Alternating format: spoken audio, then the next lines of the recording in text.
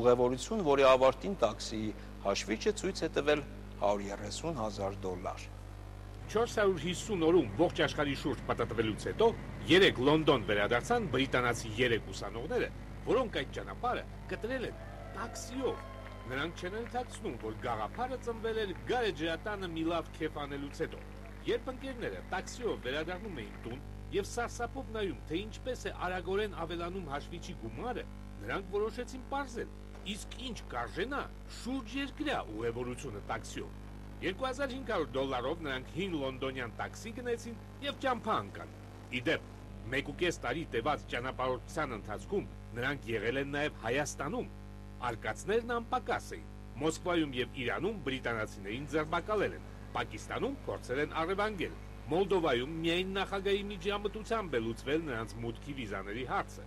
Ինչևէ, ուրբաթ օրը հոգնած ու տանջված ճանապարհորդները վերջապես հասան հարազատ Լոնդոն։ Լրագրողների հարցին, թե ինչ են մտադիր անել հիմա, ընկերները միաձայն պատասխանեցին՝ մի լավ քնել։